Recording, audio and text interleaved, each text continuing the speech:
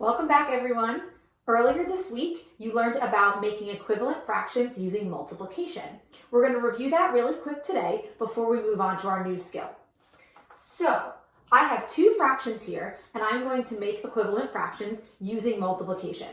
Remember, when we're making equivalent fractions using multiplication, we have to multiply by any number we want, as long as we use the same number for the top and the bottom of our fraction. So for 3/4, I want to multiply by 10. So I'm going to show my multiplication, times 10, times 10.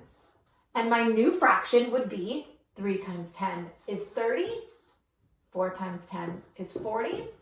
So 30/40ths is equivalent to 3/4. And I can prove that by showing that I multiplied 3 and 4 by the same number, which was 10.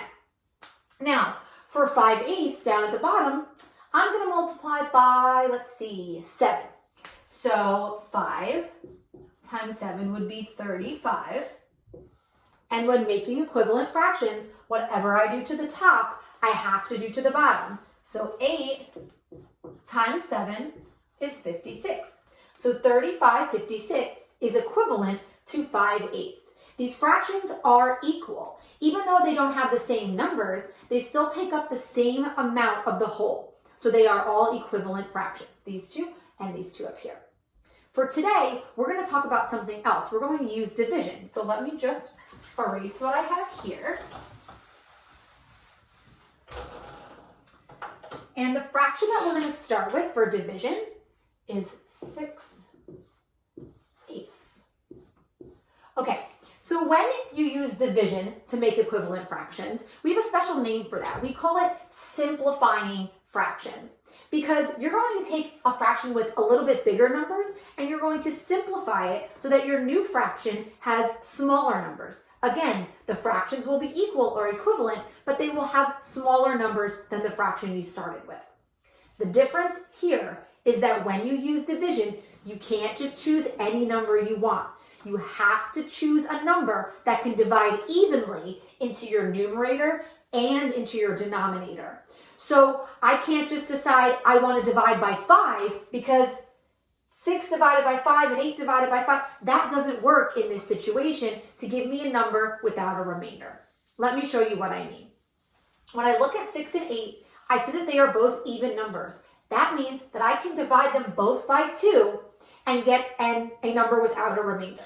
So I am going to divide 6 by 2, and I get 3. I'm now going to do the same thing to the bottom, because that's our rule. 8 divided by 2 is 4. So the fraction that I made using division is 3/4. That means that 6/8 and 3/4 are equivalent. Whatever I do to the top, I do to the bottom, the same as multiplication. Let's try another one. Okay, the next fraction I'm going to use is 15/30ths. Okay, so I'm looking at 15/30ths and I see, they end in a 5 and a 0. And I know when numbers end in a 5 and a 0, they're special numbers because they can be divided by 5 and we won't get any remainders. And that's what I'm looking for. So I'm going to divide my top number by 5. And I get 15 divided by 5 is 3. And I'm going to divide my bottom number by 5. Whatever I do to the top, I do to the bottom. 30 divided by 5 would be 6. So my simplified fraction, my equivalent fraction using division, is 3/6. 15/30ths is equivalent or equal to 3/6. Now, sometimes when you simplify a fraction, you might notice that you could simplify again. Make the fraction even smaller. So when I look at 3/6, I notice that I can still divide by a certain number and get a smaller fraction. Remember, I can't just pick any number to divide. I have to divide by a number that works for both the top and the bottom. So when I look at 3/6, I see that if I divide 6 by 3, I will get 2. If I divide 3 by 3, remember the same thing to the bottom and to the top, I will get 1. So 3/6 is equivalent to 1/2, and that makes sense. 3 is half of 6, and even if I go back, 15 is half of 30. So what you can see is that there are more than one correct answer, just as with multiplying to find equivalent fractions. All 3 of these fractions are equivalent, and I showed that by simplifying. Now 1/2, I can't divide any longer. When it's a unit fraction, when there's a 1 at the top, there's no more dividing that I can do. So this is what we would call simplest form. In 4th grade, we're not requiring you every time to simplify all the way to simplest form.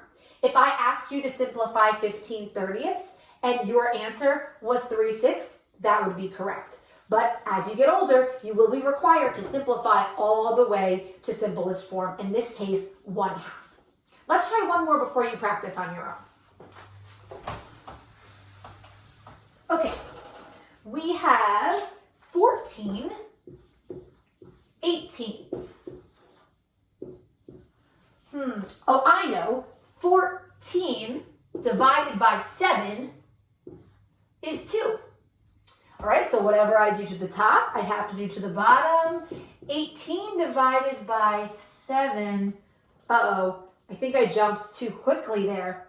18 divided by 7 would not give me an answer without a remainder. So I can't just use whatever number I see first. I have to think, what number could I use that works for my numerator and denominator?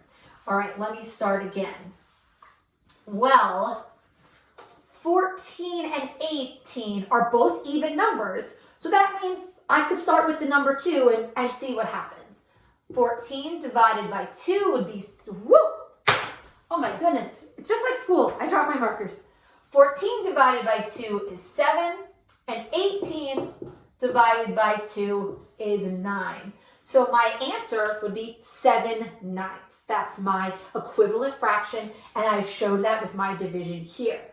Now, earlier I told you, you could sometimes go farther and get to simplest form. In this case, can you think of anything that 7 and 9 could be divided by that would be the same number? I could divide 9 by 3.